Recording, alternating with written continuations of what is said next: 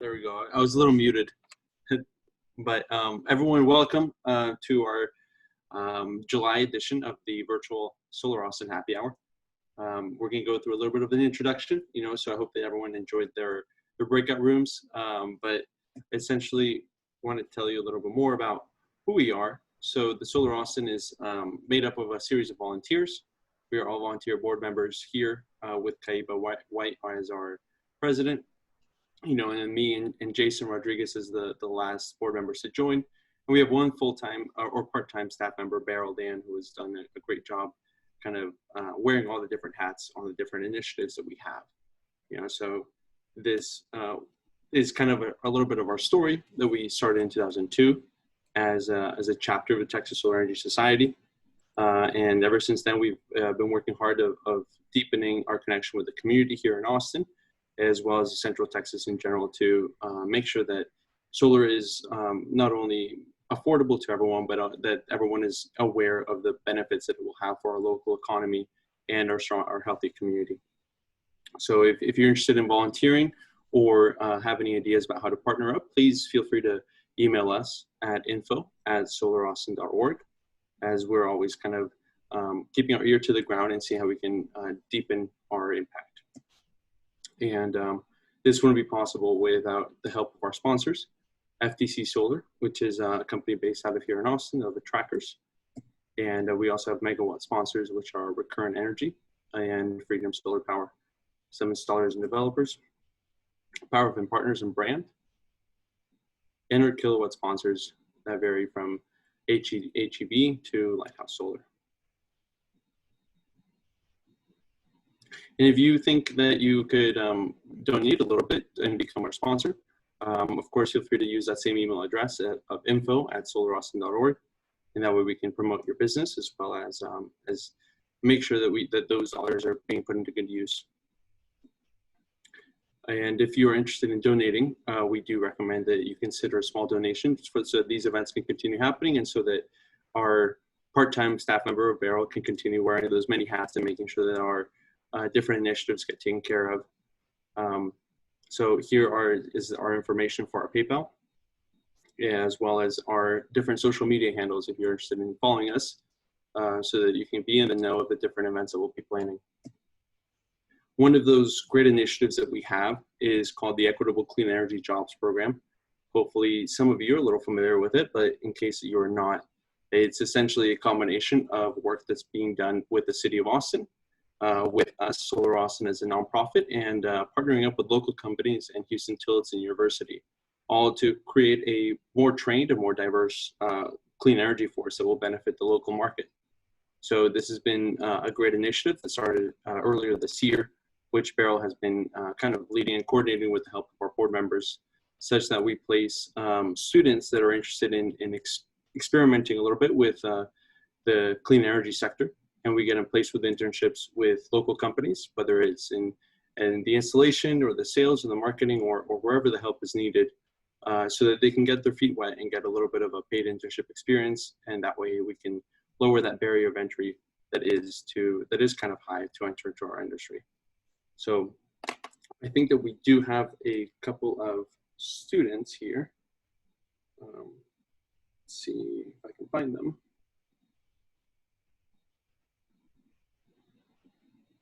And I'm going to unmute them. Let's see. I see Joshua. Here we go. So we have Allison and Joshua. Do you want to take the slides down so we can see the faces a little better? Yes. There we go. So on Joshua, there we go. I unmuted you, and I'm trying to find Allison. And here we go. So Allison and Joshua, welcome. You guys are part of our internship program. If you could take a moment to kind of introduce yourselves a little bit, so like what you're studying, where you come from, and what sort of internship you're doing, to give like the crowd a little bit of a better idea about what the Equitable Clean Energy Jobs is. Allison, do you want to go first? Yeah, I can go ahead and start. Hi, my name is Allison Vargas. I'm ECEJ program intern.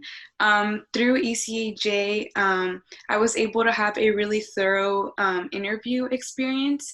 And, you know, within themselves, there's a lot of experts in the field. So Beryl has been a really great mentor to me so far. And I'm sure if I were to reach out to anyone on the board, they would give me great advice as well. Right now, I'm an diversity and inclusion intern for 8 Minute Solar Energy based in the San Francisco Bay Area. And it's been a great experience to let my voice be heard at a table with over 100 employees and really see those policies come to light. So yeah, it's been great so far. Thank you. And All right, so I guess I'll go now. So hi guys, my name is Joshua Ulave, and so I was able to secure my internship at a 7X corporation, 7X Solar Energy, through this program. So, you know, thank you, Beryl, and thank you guys for making that possible. And so I'm currently a mechanical engineer attending UT Austin, and like that's sort of my primary goal right now. Like once I get out of college, is to go into the solar industry. And I was having a lot of difficulty before this program getting into the industry. Usually I found myself in like some type of oil-based like manufacturing or testing facilities, but you know, thank you. I'm glad for the opportunity. Finally breaking into solar here. yeah, absolutely. So thanks so much for speaking out a little bit. You know, we are kind of in the middle of this internship program, and we continue to hope that we extend it so that many other students can have this opportunity to just understand the inner workings of our industry and find out where their talents is best matched. So I'm gonna, let's do this. And then since we are hosting this Sierra Club's executive director, we thought that it would also be worthwhile for us to hear a little bit about our local chapter. So in this call, we have Dr. Cyrus Reed, who is the interim director of the Lone Star chapter here in Austin for the Sierra Club. So Cyrus, if you could please give us a short introduction to who you are and kind of Sure. the issues that are happening. Sure, happy to, and I'll just speak very briefly. I know, you know, Michael Brune's the big top notch. I'm just you know, what is it, a frog in a small pond. But it is a pleasure to be with all of you, especially at Solar Austin. I looked at your board and realized, you know, some of them are on the call. Man, I've worked with most of your board on various issues through the years here in Austin. I didn't even know that some of them were on the Solar Austin board. It's good to see Kenneth and others. And, you know, Sierra Club is the largest and oldest, guess that makes me old too, conservation organization in the US. But it's an organization that cares very much about climate justice and also increasingly racial justice. And so before we talk about Mike, let me talk a little bit about our work here in Austin and in Texas. I am with the Lone Star chapter, and we have about 28,000 members and about another 150,000 supporters, you know, people who take action or receive our emails or get involved in some way. We do have 9 separate regional all-volunteer groups, including one right here in Texas, and we've got some people on the Zoom call today that are very, very involved in the local group. But I'll say that as someone who's been working for Sierra Club since 2007, we've seen Sierra Club grow and expand its focus and message. So policies and approaches that I took as a Sierra Club employee 5 or 6 years ago, we wouldn't take today. Things like what we think about fracked gas and how we deal with it, those are changing. And even approaches we might have taken 5 or 6 months ago are changing today because with well, I think I can say this on this call, with what I consider a fascist in the White House and this global pandemic and just sort of a reminder of structural racism and how Sierra Club may or may not be involved in those structures, intentional or not, you know, I think Sierra Club, like a lot of organizations, is looking at what are the policies we support and how can we make a better world. That being said, I don't want to ignore all the progress Solar Austin has made and we've made as part of sort of a group of advocates. both at the state level and locally. I can say I'm a member of ERCOT, which is the Electric Reliability Council of Texas. Sierra Club's a member, and I go to some of those meetings. And we got a presentation just last week. Solar, and this is mainly utility scale solar, has now broken not only the 1% barrier, but it's now up to 2% of total electricity being produced in the ERCOT market. 2% doesn't sound like a lot, but consider where we've come from. That's huge. And then when you combine it with 25% through the first 6 months of the year, so 2% solar, 25% wind, we're at almost a third of the electricity in ERCOT being produced by renewable energy. Long way to go, but that didn't just happen because of economics. That happened because of a lot of people suing people, advocating at the legislature for a clean renewable energy zone, getting economic incentives for solar at the federal level and at the state level. And it's also us pushing our local utilities. And so, you know, I've worked with a lot of you through the years, specifically on Austin Energy. And Austin has really become the poster child for the work we can do, I think. You know, back in 2009, I served on a committee that led to the first Austin Energy goals on local solar and renewable energy. And I think it was maybe 30% by 2020. And then just earlier this year, as part of a long process that a lot of us were involved in, we now set a zero carbon goal for Austin. But what I want to say is Sierra Club doesn't just care about zero carbon. That's obviously important. We also set local efficiency goals, local solar goals. We also set goals in terms of accessible and affordability. And I'm really pleased that Solar Austin, you know, is working with the city of Austin on this program that you mentioned. A lot of us, and Kenneth Thompson knows this, really worked hard to make sure as we grow solar, there are programs that are accessible to people, so that we can't really win on this. We can't really win on the climate unless we include everyone, and everyone's included in those, you know, in those programs. And so we really need to make a effort on, you know, along those lines. And so the work we've done in Austin with you guys and a lot of other people, we're now taking to other areas. And so we have hired, a couple of years ago, we hired somebody in San Antonio, Greg Harmon, to be our clean energy organizer. And he's doing some great work with a lot of other people, building a multiracial coalition, climate action coalition, that helped San Antonio pass a climate action plan, which is great on paper, but, you know, obviously hasn't been implemented yet. And now we're working on implementing that. And then earlier this year, or last year, we hired a distributed clean energy organizer, Shane Johnson, who's here in Austin. He helped me with the Austin energy generation plan, but now he's in the midst of COVID. He's virtually helping organize people in Denton and Bryan College Station as we work on making sure a coal plant doesn't get reopened, and also building out clean energy there. And then I just put this in the chat. You know, last year we released a clean energy scorecard looking at how the utilities are doing on clean energy and solar and energy efficiency.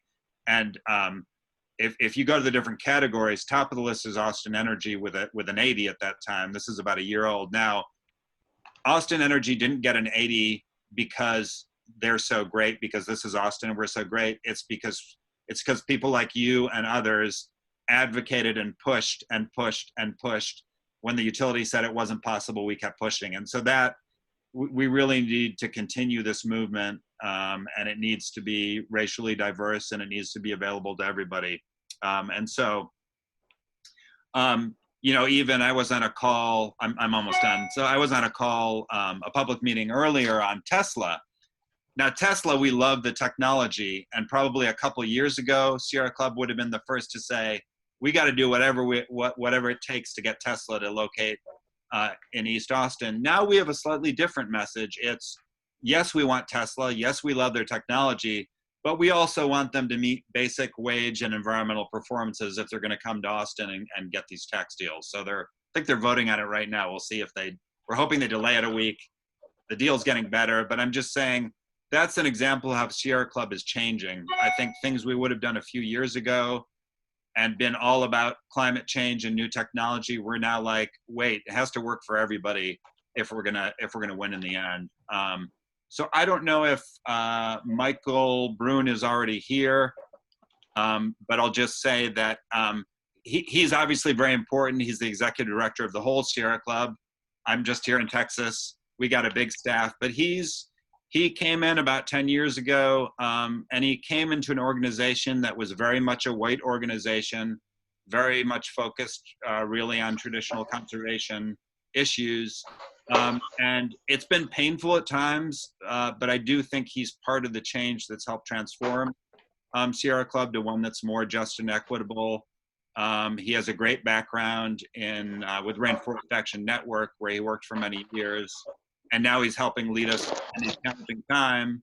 And so even as we work to defeat coal and build out coal clean energy and elect people to Congress that care about those issues, we also have to care about social environmental justice. And so, you know, he has some kids and his wife. He likes to go to the national parks, and we still have our motto, you know, enjoy, explore, protect the planet, but it's got to be protected for everyone. And so I don't know if he's on yet, but that's about, is he on yet? I believe he is here. Okay, well, I'll stop talking. I'm happy to answer any questions. The Tesla deal did pass with a 4-1 with Gomez abstaining, Dave Cortez just said. That being said, the deal got a lot better because a lot of people put time and effort into that deal. So without further ado, I guess I'll turn it over to Mike Brune if he's around. Thanks, Hears. That's it's a very thorough but much appreciated update on what's going on. You know, in the meantime, while we figure out Michael's sound and audio, I'll share this. And you can see. But yeah, so Michael, thank you so much for joining us. Much appreciated. We've kind of talked a little bit about what the Sierra Club is doing, but we're looking forward to this discussion and Q&A session so that you can kind of paint a better picture about what is going on nationally and what we can do here in Texas and in Austin to strengthen support for renewable energy and a more equitable climate movement. So thank you so much for joining us. Sure. Thanks, Juan. Thanks, everybody, for having me. It's good to see you all. I do see a few familiar faces, so I hope you're doing well. And everybody, if we haven't met yet, I hope you're doing all right. I know that these are really challenging times, so whatever your own personal circumstances are, I hope that you're healthy. I hope that your families and loved ones are healthy and safe, and that I hope you are, more than anything, in addition to being healthy and safe, I hope that you are organizing, because these are extraordinary times and there is an amazing amount that is possible right now. So I think that most of the folks on this call are probably organizers and innovators, whatever you call yourselves. If you're on a call like this, if you're doing the work that it sounds like you're doing, you are, at least as I would define you, organizers. And now is the time for us to reach for as much as we can, to get as much as we can, to make as much progress as we can. I have been doing this work for a couple decades now, and I've never seen such a fertile time for change. And so I hope that you're taking care of yourselves. I hope that you're coming into this call healthy, and I hope that you're doing great work, and I trust that you are. I didn't get a chance to hear Cyrus's introduction except the last couple words. I hope that it was at least mostly true, and the parts that weren't necessarily true, I hope he exaggerated in really fantastic and flamboyant ways. I'm Mike Brune. My day job is I'm the executive director of the Sierra Club. You can use he, him, and his pronouns with me. And I am beaming in from my desk on a Zoom call, which is what I do all day, every day, all the time, from Alameda, California.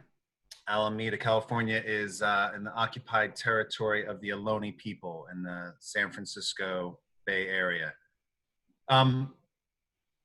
that's how I typically start introductions when I'm talking with folks, either internally at staff or externally. You know, we've evolved into that culture where we share our pronouns, in part because how someone's gender identity is might be different from how they're presenting themselves. And we are an organization, and I would like to think that we're a movement, and we are going to become a country where that's important, where everybody has a chance to thrive, regardless of your race or your ethnicity, your religion, your income level, your sexual orientation, maybe even someday your political beliefs.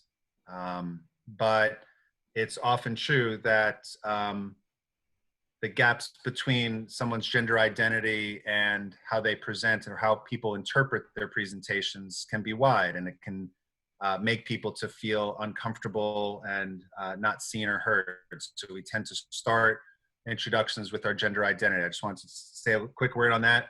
And then we also do a land acknowledgement in our organization, in part because it's a sign of respect, but it's also an acknowledgement that many of us are living in places where indigenous people were violently displaced hundreds of years ago, and inequities persists right now today, whether those are inequities in education or health disparities or disproportionate level of air and water pollution, COVID impacts, COVID response. There's great discrepancies between Native communities and much of the rest of the country. And so in addition to structural racism, in addition to economic dislocation, there's a series of burdens that Native communities do is acknowledge where we're from. Those are things that we've done differently over the last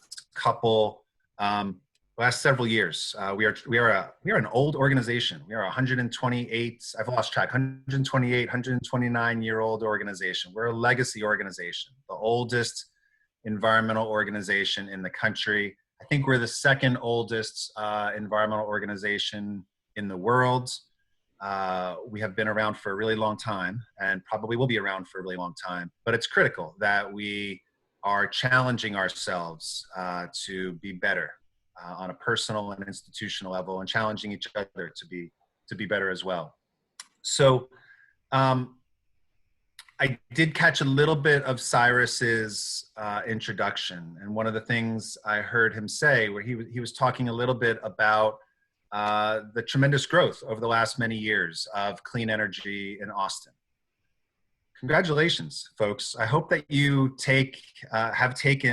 will take some victory laps for the amazing progress that we've been able to make in Texas. The slow but steady and steadily increasing rate of growth of clean energy is critical to addressing the climate crisis and other crises in our country.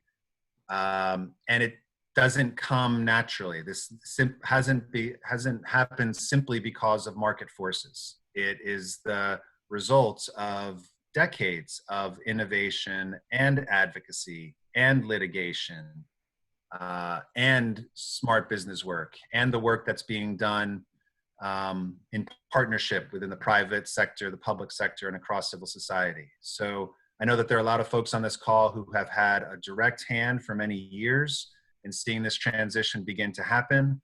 And I know that just about everybody on this call will be involved for a long period of time. So in a time when we've got a lot of bad news and it feels like things are slipping away sometimes, I think it's really important that we hold on to our victories and that we learn from the successes that we've had, so that we can build on those successes and reach even higher and reach even deeper in the years ahead. I will say that when a few years ago, if I had heard Cyrus talk about the growth of solar and wind say in Texas, or if I had heard a similar report in any state, and if I heard, okay, we're at times maybe 25% of a state's electricity coming from solar or from wind, and 1 or 2% coming from solar.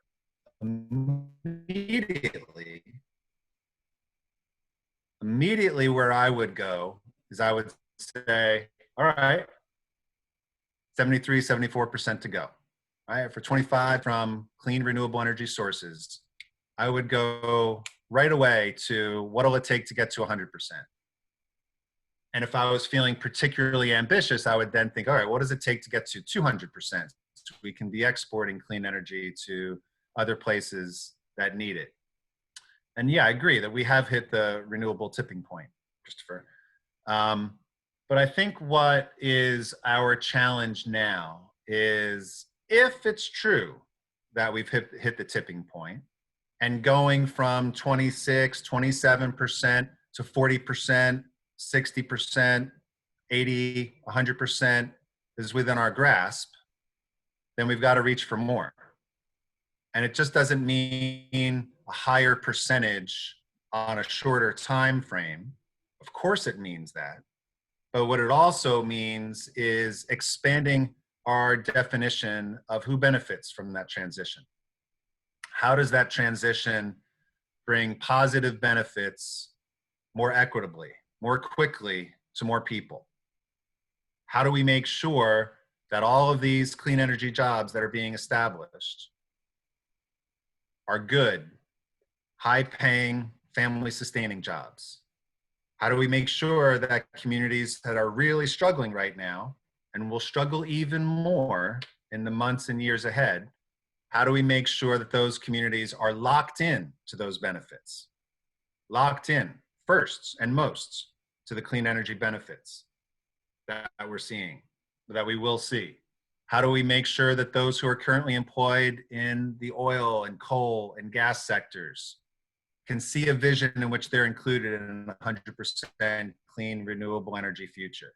How do we make sure those communities that have been producing fossil fuels and those whose tax revenues are dependent on fossil fuels, and the people in those communities who haven't even been able to have access to those fossil fuel jobs, how do we make sure that that transition happens in a way that actually works? That is how I would define our job in the years ahead. Used to be going from 25 to 30, 50, 70, 80%, 100%. That is how success was viewed. But I don't think it works anymore. I don't think it works to view it that narrowly. It actually never did.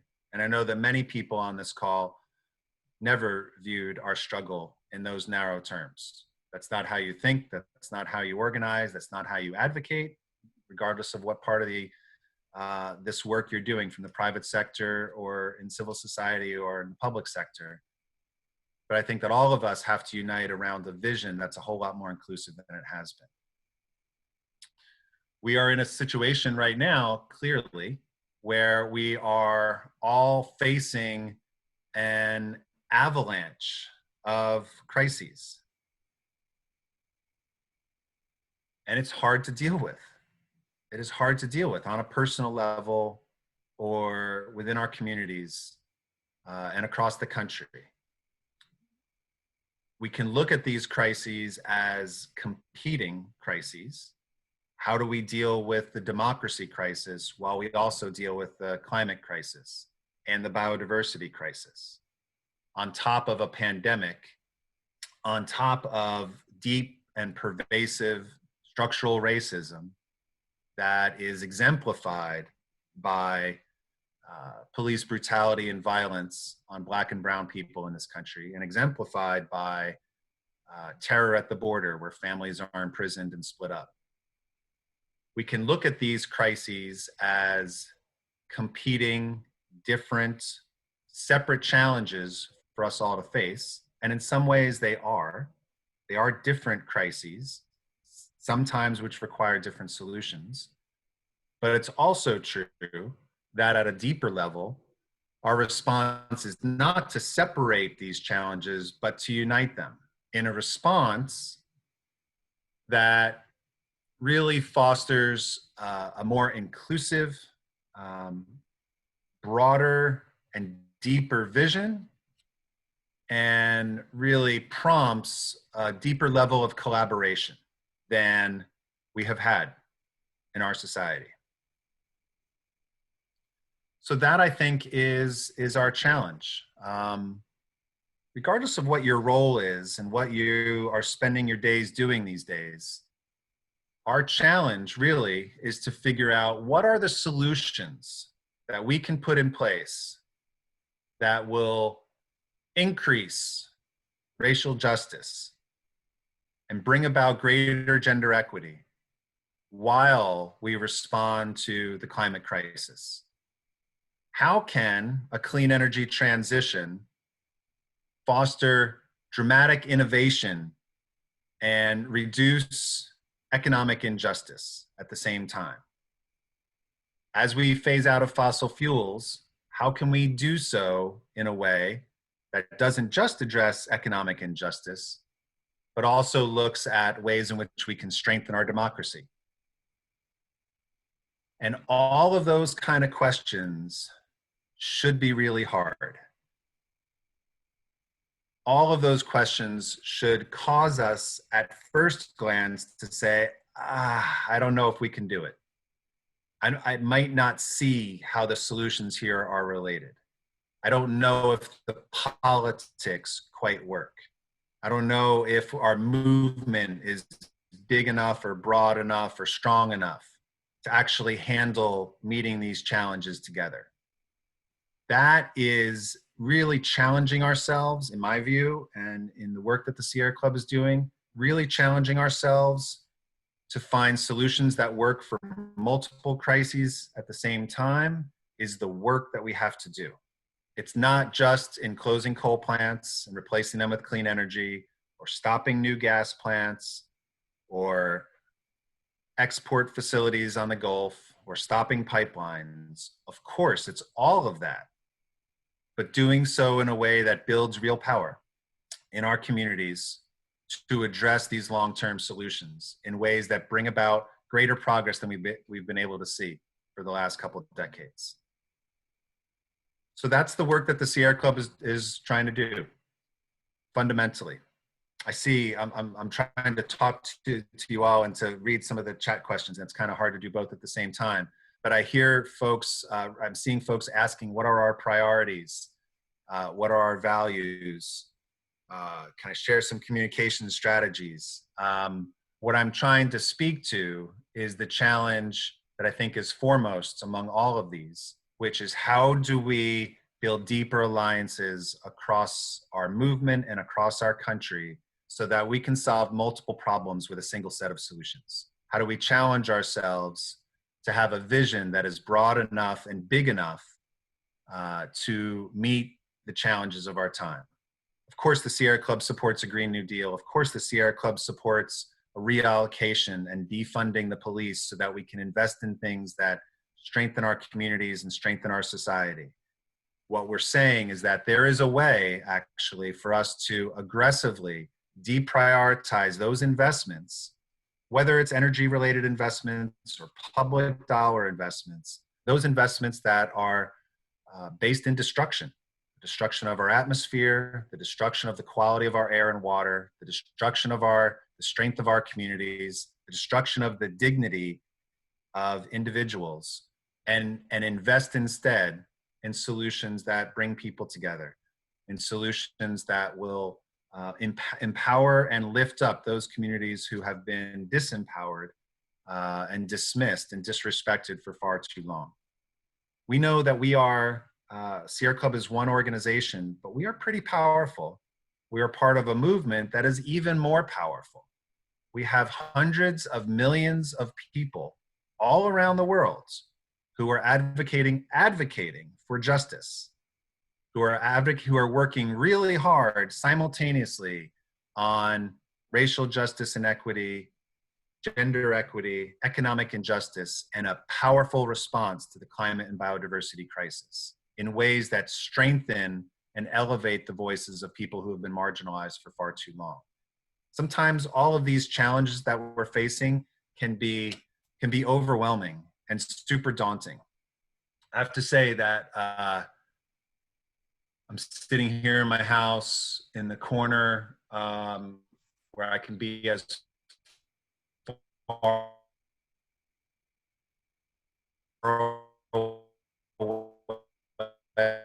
away from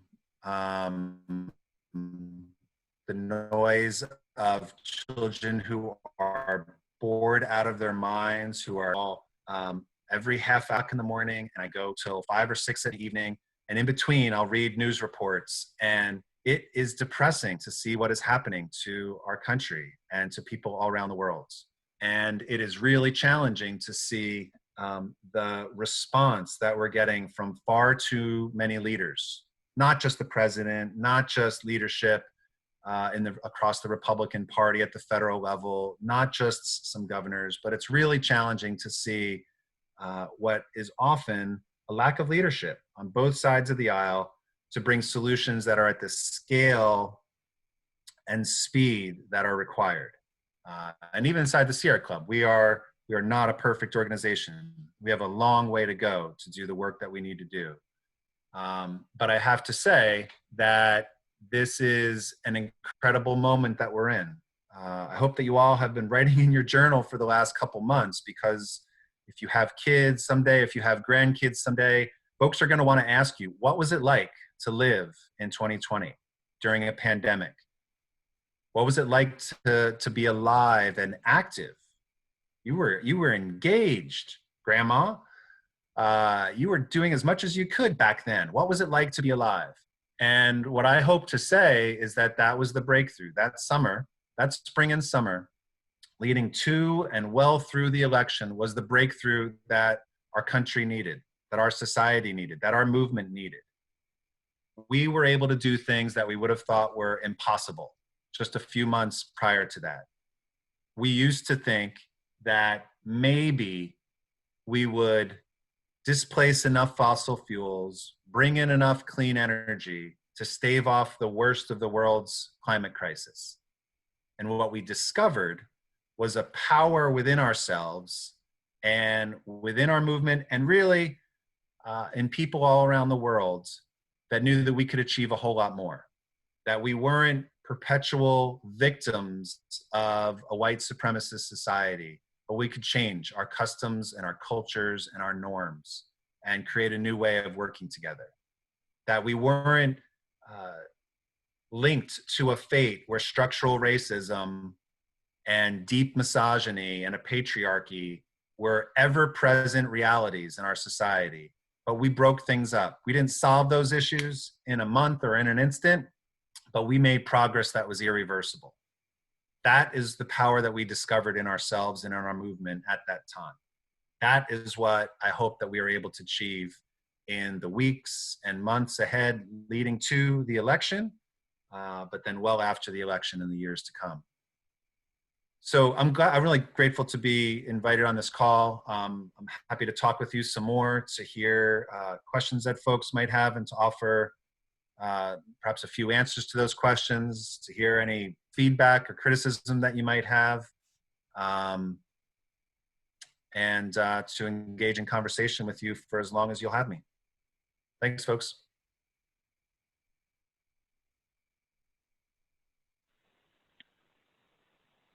And I don't know the format here, so there have been a bunch of questions. I don't know if you want me to pick through those and answer all the easy ones and give the hard ones to Cyrus, or if you have some other format you want to do. Juan, you're muted right now, but I think you were planning on walking us through the Q&A. I just discovered the unmute button, but we do have a couple of questions that have come up, Michael, and then I'm sure that some discussion will come up in the chat box, but let's see if we can start from the top as to, I think Mike asked, how do we best advocate for Green New Deal in Texas? And then, how do we take on coal that's controlled by the Lower Colorado River Authority? So I think that a lot of the questions right now have to deal a little bit with future goals of 2020 to 2025, and what progress the Sierra Club is doing, and recommendations here with advocacy in Texas. All right. Cyrus, do you want to answer that for advocacy in Texas, and I can build on it? Yeah, I can say this. I think in terms of a Green New Deal in Texas, depending on where you are, that can play really well, or it cannot play very well. So it really depends on the community. I think one of the most important things we can do is actually elect leaders in Texas, including at the congressional level, but also at the Texas state level, that agree with us on Green New Deal. I mean, until we get some new politicians, some of this is going to be very difficult. I do think sometimes that terminology, Green New Deal, doesn't work in Texas, and we have to think. If you look at the polls, Green New Deal might not poll that well in Texas. If you look at the policies, they poll very well. Solar energy, energy efficiency, investing in clean jobs, creating new transportation, new housing that's energy efficient. All of that plays very well. The problem is Green New Deal has been very politicized, especially by Republicans, and so it becomes difficult. So I think sometimes we have to, let's elect people that want to pass it, but where we can't, sometimes we have to talk about it in another way and talk about the policies as opposed to the moniker, which turns some people off, especially in like rural Texas or more conservative areas. LCRA, Mike Brune, we worked really hard here in Austin, a lot of people on this call, to get City of Austin to commit to get out of the Fayette coal plant and retire our portion. That's supposed to happen in 2022 if City Council continues to do its job. LCRA owns the other 2/3 of that very dirty Fayette coal plant. I think the answer is we've got to get the electric co-ops, the two main electric co-ops, which is Pedernales and Bluebonnet, the members of those co-ops to tell LCRA, because they're the ones who buy that power, we don't want that coal power anymore because it's dirty and it's cooking our climate. And really that gets back to organizing. We have to organize those communities and start to work with the people that agree with us and get people elected to the Pedernales co-op and the Bluebonnet co-op, because the members of the co-op elect their boards. We have to get good people on those boards, and then we can make a difference. LCRA itself, who's appointed by the governor, and we know who our governor is, isn't going to agree with Sierra Club. So we've got to get the people who buy the power to pressure them to change and invest in cleaner resources. That would be my answer on that one. We haven't done that work. We started to, and then, a bunch of things happened. So we got to get back to that work. Yeah, and I think a follow-up question to that's kind of related, which was kind of for Michael, like what other examples, can you share from other states that have kind of gone green? I think that like Nevada had a very similar situation, which you have leading cities, kind of how we have in Texas is Austin, San Antonio, Dallas, and Houston are up and coming. But, from your national perspective as to like what strategies have worked for either organizing or communicating or just educating these more rural communities that we need to be a little bit more proactive on climate and being pro renewables. I think maybe that's more for Mike Brune. I've got an answer, but it's more of a national perspective. Michael, do you have good examples from other states? I've got a couple, but. Sure. Yeah, sure. Well, first, let me just say a couple quick things. First, I think we do have a couple other Sierra Club Texas folks on the call. We have, I think I saw Dave Cortez in the chat. So Dave, if you're here, feel free to jump in whenever you need to. And if there's other Sierra Club Texas staff, feel free to just jump in. Don't wait to be asked. And then I think we also have a couple board members for the Sierra Club on this call. I saw Patrick Murphy on this call, so Patrick, feel free to jump in. I've got my board on it, so I'm trying to sit up straight and tuck my shirt in and do my best here with board members in the audience. But so anybody, all Sierra Club folks, feel free to jump in on those kind of things. What I would say nationally speaking is two quick things. First, at the federal level, we obviously have a lot of lost time that we need to make up for. Certainly the last 3+ years, we have been stalled at best and moving backwards in a few different areas. So there's time to be made up on there.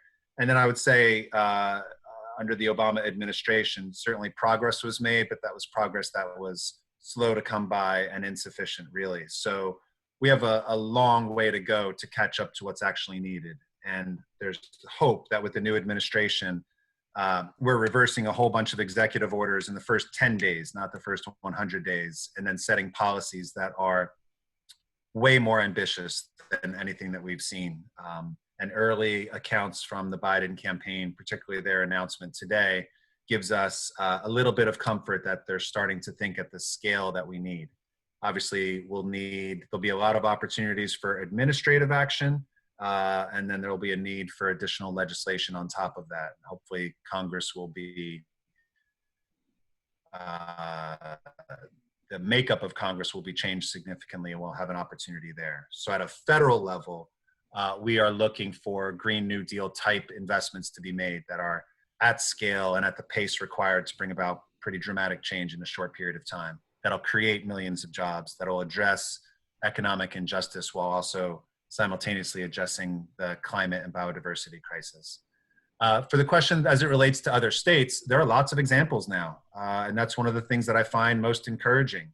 Not only are we seeing just in the last week, the Dakota Access Pipeline be defeated or be at least delayed, KXL be delayed, and the Atlantic Coast Pipeline being delayed. In the electric sector, as it relates to both coal and gas, we're seeing dramatic progress in Nevada, in Colorado. In particular, those states I think are pretty good examples for Texas in the sense that we're seeing a combination of some rural co-ops, some cities establishing policies for 100% clean energy, and then working change back up the supply chain to influence the utilities to move out of coal and in some cases move out of gas, or at least not build out new gas in the same time. So a combination of good organizing with litigation and then municipal organizing seems to be a winning combination to both push the utilities out of fossil fuels to clean energy, strengthen the equity components of those changes, and then push for state level legislation at the same time. I think state level legislation might not be imminent in your state, given the local state controlled government, but everything else seems like it could happen at a pretty quick pace. That was a very good answer. I don't have much to add other than what you said about organizing. In all those states, there was a history of organizing to get them to the place when the moment was right so they could act. And so here in Texas, I think a lot of it is we have to establish those partnerships and be organizing now. So when politics do change, we can actually hit the ground running. I mean, we saw in New Mexico when they had a sudden change in leadership, they're working on methane control in the oil and gas sector. They passed an 80% renewable standard at the state level. And that happened in a pretty short amount of time. So change is possible, but you kind of have to do the base work first. Great. Yeah, and that's very helpful, and it kind of answers a lot of people's questions. I hope that answered Nafi's question. Now, something that has also come up is if the Sierra Club is able to offer any sort of training for these sort of, how to broaden the support for across different socioeconomic, geographic, and race lines, or perhaps how we address media bias and how we can best organize. Dave Cortez, do you want to talk a little bit about how you've been doing organizing for many years on that, and then I can add on? David, if you're still on the call. Yeah. Hey everyone, I don't know, I hope you can hear me okay. I'm making dinner for my daughter, so this is going to be kind of in and out. But thank you all for joining, and Mike for passing, and all you all have done a lot of work, so I think you all have your own stories and perspectives on how to win. Anyone who worked on Austin Energy knows that. You have a lot of insight into moving city council. We are going to put together some trainings. We've been in the process of actually trying to figure out how to do better online interactive workshops. So it's not just like panels and Q&As, but like where you can join and actively participate in figuring out how to bring clean energy to the Pedernales Electric Co-op, more to San Antonio and CPS Energy, more in Austin Energy. But at the same time, we want to attack the bad side of things. So that would be places like the Railroad Commission that just allows companies to flare methane gas at will. we want folks to know about that. There's an election today. There's a runoff. If you haven't voted, you still have a little time. And then in November, we have a chance to actually swing that seat. For the first time, a statewide candidate could be elected for the Democrats, someone who supports clean energy and could be operating in that venue. So yeah, we'll be putting together a bunch of trainings, a little bit on policy, a little bit on organizing, a little bit on communications. But really, the goal is to hear where you all are at and what you want to do, and try and help you do the work either here in Austin or in your contacts up and down the Colorado River. So when we have those finalized and set, we'll be posting them on our website. You can always reach out to Beryl or Kaiba or Rachel or any of us that are kind of in the same networks, and we'll get you plugged in for that. Check.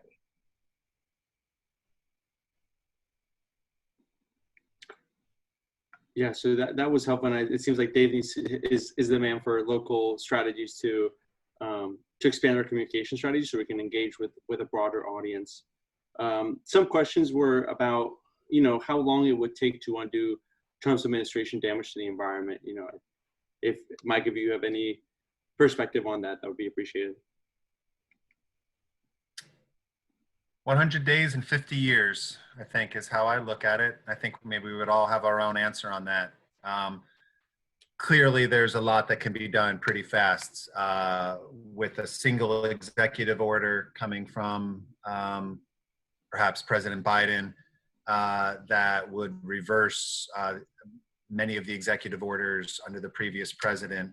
And then over the course of 100 days, putting together a series of actions to reverse some of the quicker and legally unjust things that this administration is currently doing. But we've lost a lot of time, and it'll take a long time for us to both rebuild institutions, reestablish some norms, and deal with the effects of this administration. So I don't want to take lightly the challenge that's in front of us. And I think it will take a long period of time for us to make up for what will be 4 years of pretty destructive leadership on 100 different issues. So I think we should approach this with a feeling of ambition and aggressiveness and determination to do everything as quickly as possible to stop the damage that's been done, but also with a sense of stamina, because it's going to take a long time to bring about the justice that our communities need and the country needs pretty desperately. Great. So along those lines, I did get a question a little bit about how, carbon pricing, economists largely agree that carbon pricing is the best way to address climate change, but as we see that it's really hard to get things moving through this Congress, are there any sort of compromises that the Sierra Club sees as kind of reasonable to assure that a rapid and bipartisan federal pricing bills on carbon are adopted? I guess I would say that it is, I'm going to give a pretty nuanced answer here. It is true that most economists say that carbon pricing is a really good way to allow the market to provide for a series of innovations that could accelerate the pace of change. That is what a lot of economists say and some policymakers say. There are some economists and a lot of policymakers and a whole lot of communities that also say that those market-based solutions also leave them behind, and that market-based solutions may produce some results at a societal level or a statewide level, but that not everybody benefits from that transition. And that transition also can stagnate and not even happen in certain communities. So our approach to market-based solutions is open-minded skepticism, that we are not going to be advocating for market-based solutions unless it is clear that the communities who, again, not only face structural racism and economic pain, but who also face, on top of that, a significant and greater proportion of air and water pollution, that those communities will benefit first and most from any kind of public policy solutions. Maybe it could be that a market solution would do that. Hasn't so far in most cases and in most places. So again, we approach market-based solutions with an open mind, because there's always an opportunity for policy innovation, but a lot of skepticism at the same time. And it is true that market-based solutions often have bipartisan support, but it's also true that the reason why there's bipartisan support is because there's some pretty vicious compromises. Most of the bipartisan, I'm saying that in quotes for reasons I'll explain in a second, most of the bipartisan pieces of federal legislation that have been offered gut the Clean Air Act and eliminate the ability for the EPA to actually regulate against a whole suite of pollutants. So that might get the support of a few, and it really has only been a few Republican members of Congress for those types of solutions, and not Republican leadership. It's also true that the cost of that kind of compromise would undermine the goals of such legislation to begin with. And I guess the final thing I'll say is that mandates work pretty well. Mandates work really well. And that there is also bipartisan support for clean energy that is stronger than bipartisan support for market-based solutions. And there's also bipartisan support increasingly for genuinely just transition. So I guess our view is that we wouldn't take market-based solutions off the table, but we do put it to a high standard. And to make sure that both in terms of the impact on communities and its political prospects, that the market-based solution would actually be a solution to the problems that we're trying to solve. And alongside of any market-based solution proposal, we're evaluating that against using the law and enforcing the law, laws that are already on the books, to limit the amount of air and water pollution that communities currently face, and using health regulations to hold the fossil fuel industry accountable for transitioning to clean energy resources. So I wanted to give a nuanced answer, in part because I feel like it's often taken at face value that market-based solutions are A, effective, and B, politically viable. And I think both those two concepts are questionable, but also say at the same time that maybe it could work, and maybe it could work alongside of mandates and rapid phase down of fossil fuels and scale up of clean energy. Maybe a market-based solution could work in those things, but only if we're looking with our eyes wide open about the history of market-based solutions and the current reality politically around those kind of solutions, around those kind of proposals. I think I was well worded, so thanks so much. Adds a lot of perspective onto that simple topic. There was also a question if we've talked a little bit about REACH, and so I'm not too familiar with the concept of REACH, R-E-A-C-H, but it is 30% reduction in AE emissions, $4 a ton. I don't know if Matt Walden wants to elaborate a little bit on the question.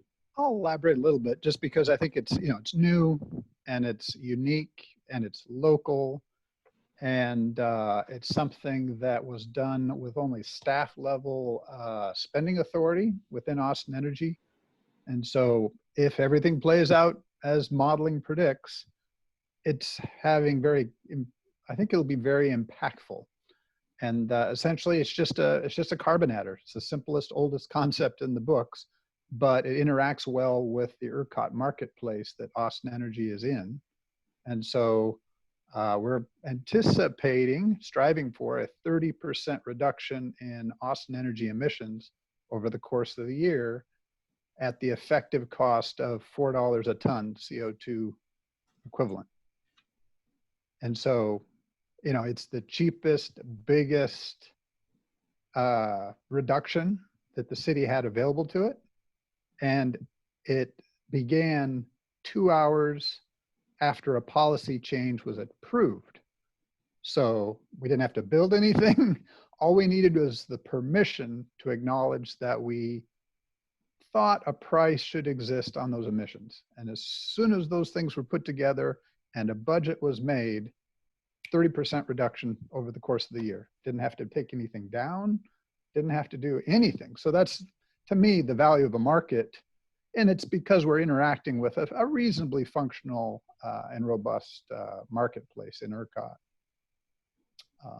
I think I'll just end there. But Matt, I'll add, and add. We were very supportive of that, but again, with a public utility, with a lot of public pressure to reduce carbon emissions. Oh, absolutely. Given that there's public pressure to get to zero carbon, what's something we can do more immediately that will get us there faster, while we continue to run down our, the plants that we do own? Because their argument was basically, we can't turn off the plants tomorrow. We need them as a bridge, but this is a way to reduce emissions in the meantime until we can actually build the storage and renewables. So it was an elegant solution, and you played a big part in that. But it's a particular context. Yeah, but I think it could be, there's nothing, you can point to every coal plant in Texas, and within the capacity of the ERCOT market, it can be replicated. And we're not anywhere close to tapping that existent capacity. So, there's essentially every coal plant could shed that kind of emission in Texas. There is some limit, but we're not even beginning to tap it. Appreciate your point, Matt. Thank you. I acknowledge everything you said about regulation being very effective, and I do appreciate, gosh, the history of pressure to get rid of Fayette has been fantastic. Every push matters. Kind of wondering, I have to hop off personally in a couple minutes, but I'm interested in learning more about the priorities of the Sierra Club in Washington, right? So you guys have a lot of issues to deal with, whether it's energy or air or water or communities. How are you guys prioritizing or ranking, pushing for policy to move that forward? And just so we can kind of also amplify that. Sure. Thanks for the question. Well, so for our top priority right now is what happens on the election.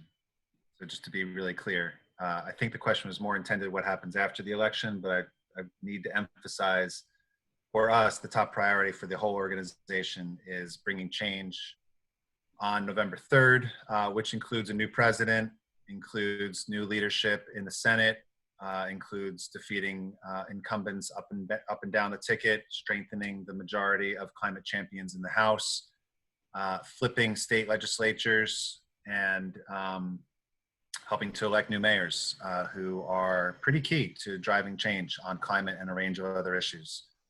So that is our top priority federally, and we are mobilizing more than we ever have. Sierra Club members will be writing 1 million personalized handwritten letters to infrequent voters in at least 6 key states, but we might add 1 or 2 later on. We will be sending or making 4 million phone calls, again, to infrequent or unlikely voters. And we will be sending probably 7 million text messages, probably closer to 10 million text messages, all to mobilize voters.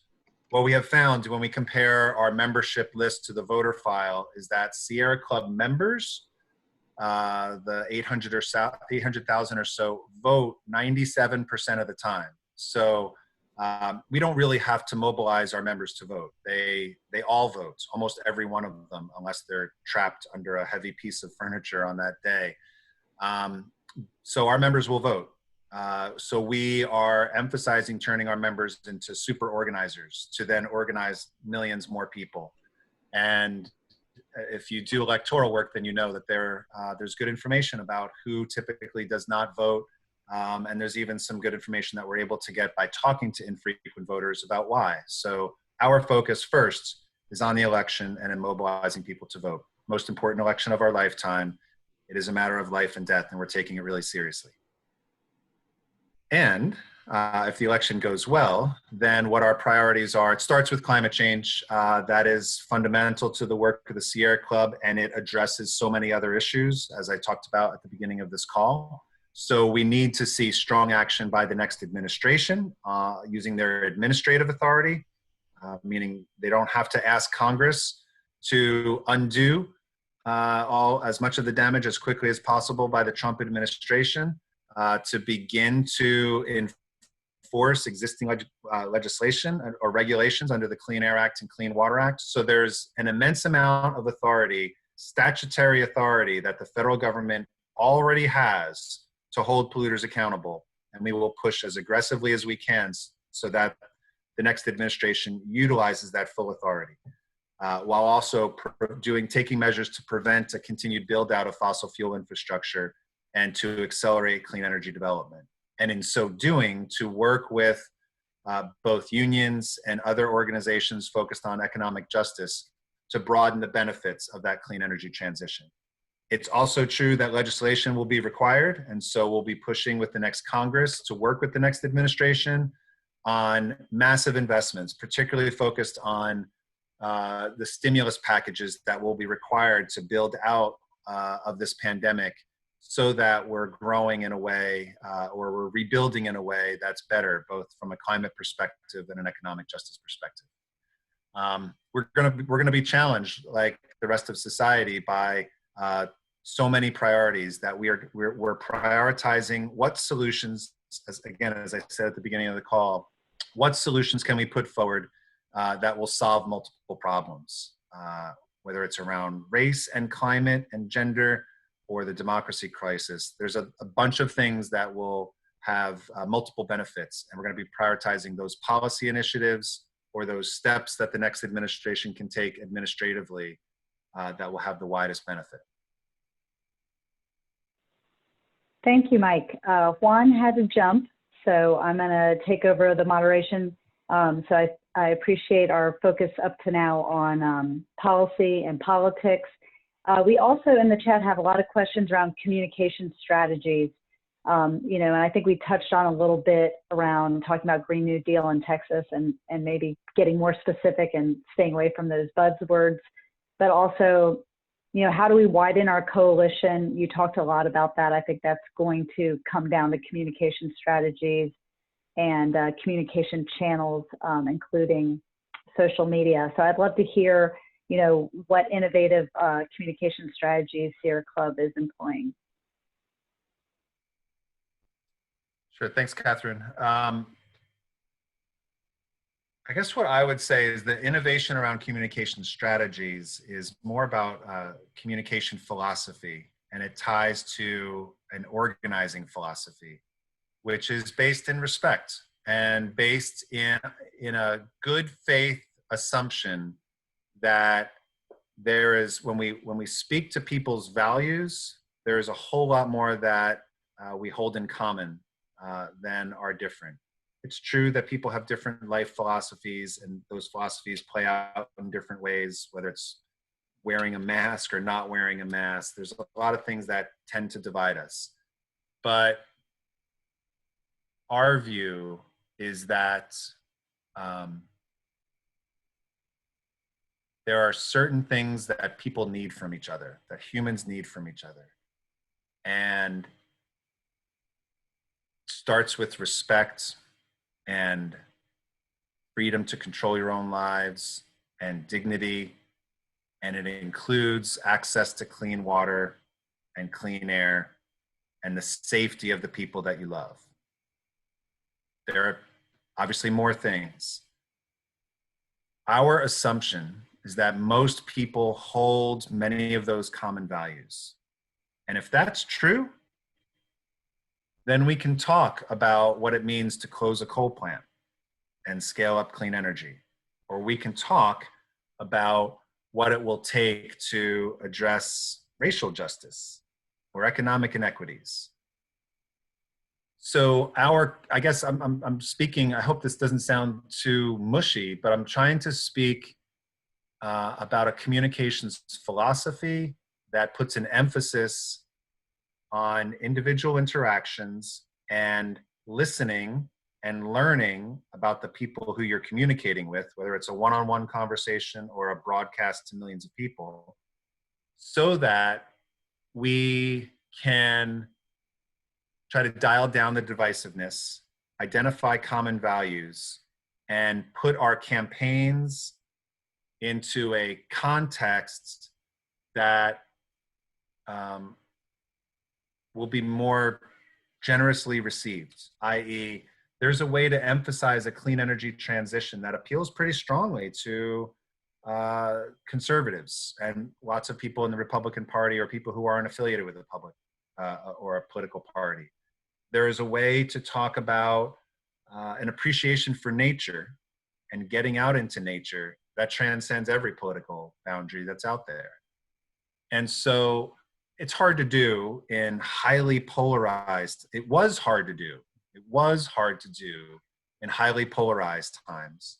It is often 8 times harder to do when there's a pandemic and tens of millions of people are losing their jobs in an election year, when there is violence happening by the state against our fellow citizens. And it sometimes seems impossible to do, or at least to do really well. So we try to communicate in a way that is respectful, that holds individuals accountable, the president, your favorite polluter, whoever it might be, but does so in a way that offers room for personal transformation. To be fair and honest, we're not hoping for, nor are we leaving room for the personal transformation of the president. So I'm probably being inconsistent there. But for all of our targets, we really do try to communicate in a way that creates room for our opponents to join with us and maybe influence our own agenda and our own priorities and our own way of speaking. I'm currently working on a project to create a different environmental leadership network that isn't solely based on the largest national environmental organizations who are largely based on the coasts, one of the coasts, who are largely led by white men who generally focus on federal legislation above anything else. And to replace that kind of a network with something that is much more racially diverse, that has membership from people whose geographic focus includes all 50 states, with an emphasis on areas in the vast middle part of the country, that is ideologically diverse, that includes people who are aligned around similar values, but may have different political orientations, that is led with the majority of people of color, the majority of people of women, majority of women. And what we're finding is that there's a lot of hunger for that kind of network to be put together, and that it's possible to put that network together. And I speak that's a very small micro communications exercise, but it speaks to, I think, the hunger for people for many people, to break out of this reflexive hostility that we often feel towards each other and find ways in which we can work together and beyond platitudes or props or simple press conferences, but to collaborate in ways that are more meaningful. Folks, I'm almost out of material. After about an hour, I stop running out of things that make any kind of sense. So maybe just one more question, and I also don't want to take up more of your time, so I'll stop there. Or if there is one more question. Okay, let's see. Does somebody want to be the lucky one to unmute and ask a final question to Mike Brune here? I'll do one. I just want to ask you, when you think about this industry and where you think we are now as a country, how important, when we think about environmental justice, that as we move forward, that we have a diverse voice, not just in voices, the conversation, but also those people who look of those races to be a part of this conversation. I think it's probably the most important thing that we can do, honestly. And if I'm being even more honest, we have had we have failed at that as a movement, and we have failed as an organization at the Sierra Club. The Sierra Club over the last several years has been, I think, increasingly strong at a couple different things in our external work. We are reshaping the way in which we engage with communities of color, low-income communities and communities of color, and we are reshaping our advocacy so that when we're working on federal legislation or increasingly state-level legislation, we are making sure that we're not the only ones at the table, and that the voices of those who would be most impacted are at that table. And what we're advocating for would emphasize the communities that bear a disproportionate share of the burden of air and water pollution. So we're not perfect, definitely, but we're making progress there. And then in response to the horrific instances of violence, we increasingly are working hard to connect racism to air and water pollution, climate change, and showing solidarity for the communities who are being impacted, and using our power and our brand and our reach to talk to our base about these issues and to advocate with integrity for solutions that work, and using our brand to elevate certain issues, such as defunding the police and allocating those resources towards community investment. So I would say the Sierra Club has made some progress there, and there's a long way to go. And I would just say that, I mean, because I know we're out of time, but I do want to say that you have a group in Austin, that, you know, maybe a decade or two ago, that has kind of been, it's been very open and inviting to that conversation. I just want to tell you that also. And I've done a lot of work with Cyrus. Matter of fact, sometimes I've probably done too much work, but he's always been open and willing to, hey, you know, the thing that I love about, he's open and willing to have the honest and hard conversation. So that's much appreciated. That's good to hear. Thank you. What I was just to finish, what I wanted to share is that we've got a lot more work to do. It's good to hear that in Austin that we have been open to those kind of conversations, but across the organization, that's not always the case. And there are more things that need to be done in our chapters and other local groups in other states. And there's more that needs to be, a lot more that needs to be done at the national level to make sure that we are centering the voices of our Black staff, our Indigenous staff, and other staff and volunteers of color in the organization, to make sure that they are central in decision-making, and that we're doing a lot more to support the work being done of people inside the organization so that they can thrive in ways that they're currently not. There's, you know, we are in a society where white supremacy culture and structural racism runs deep. It runs through the environmental movement.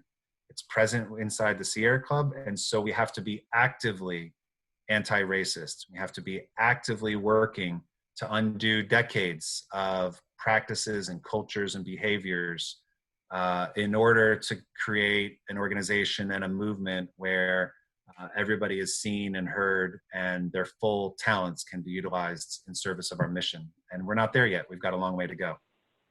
Thank you. Thank you. So kind of, very good. Thank you. Thanks. Okay, folks, I really appreciate being invited on this call, and I appreciate you all for the work that you're doing. Feel free to reach out to me directly if you want to talk or follow up, and I'll say thanks and I'll sign off. Thank you, Michael. It's been fantastic to have you in a really inspiring conversation. If anyone wants to unmute and just say thank you and goodbye, we really appreciate your visit with us. Thank you. Thank you. Thank you. Thanks, Michael. Thank you, Michael. Thank you. Thanks for coming. Fantastic. Well, that brings to an end our Solar Austin Happy Hour for July. What a great conversation. It was fantastic. Please stay in touch with Solar Austin and with the Sierra Club. And again, consider supporting these two organizations that are doing great work. And we hope to be in touch and see you next time. Goodbye. Bye-bye. Thank you, Catherine. Great job as Thank always. you. Good job. Wonderful job. Bye-bye, everyone.